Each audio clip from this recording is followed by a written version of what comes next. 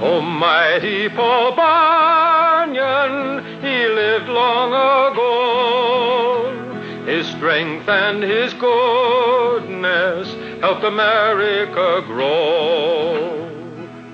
When Paul Bunyan was just 1 month old, he placed his baby hands around a young maple tree and tore it out of the ground, roots and all.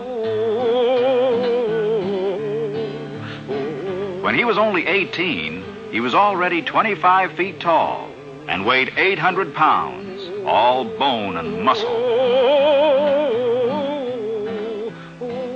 He took one look at the deep forests of the West and found his job: to chop down the trees to make room for cities, farms, and people. Come all you sons of freedom that run the forest stream.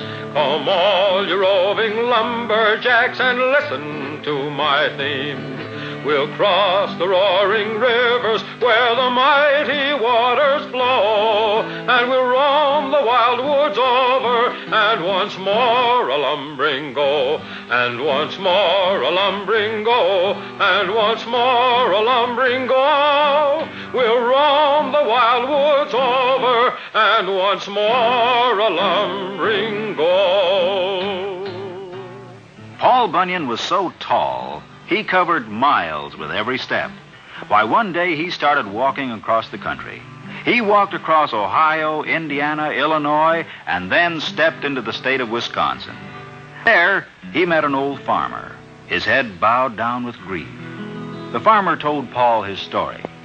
I'm going down the road feeling bad. Oh, my crops have failed and now I'm feeling sad. My family is hungry and we have no place to live. I'm going down the road feeling bad. And with 5 blows of his axe, Paul Bunyan cleared a space of 10 miles for a brand new farm. Thank you, Paul Bunyan, cried the farmer. You're welcome, said Paul, as he took an extra big step and walked from Wisconsin into Montana. Yes, Paul Bunyan did some remarkable things, all right. As a soldier in the Revolutionary War, he faced a whole line of cannon. As the Hessian soldiers fired at him, he picked up a tree trunk and batted their cannonballs right back, like baseballs. Once, when pirates were roaming the east coast of the United States, he splashed his foot in the ocean and started a wave that sank the whole pirate navy. Oh, and I almost forgot. He also built the Rocky Mountains. Paul grabbed a hill with either hand with a ring-ting-a-tim-ring-a-tid-not-nay and set them down so they would stand in a row. He built the Rockies up so high the topmost peak held up the sky with a ring-ting-a-tim-ring-a-tid-not-nay.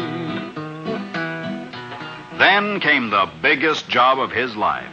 The country had no inland waterway large enough for big ships carrying heavy freight. So Paul Bunyan began to dig. Soon, he had scooped out hundreds of miles of earth. Now he wanted rain, so he clapped his hands together. And down poured the rain until the holes in the earth were filled with the Great Lakes. Now, one of the Great Lakes was named Lake Erie, and the town of Buffalo was on its shore. It took just another day's work for Paul Bunyan to dig the Erie Canal from Buffalo to Albany, and the inland waterway was completed. In his later years, with his big jobs done, Paul Bunyan went back to one of his favorite hobbies, mountain making. But this was a mountain for children, a rock candy mountain. Oh, the buzzing of the bees in the popcorn trees near the chocolate ice cream fountain, where the jelly beans grow and the milkshakes flow down the big rock candy mountain. Oh, the children eat their fill of the whipped cream hill, and no one's ever counting.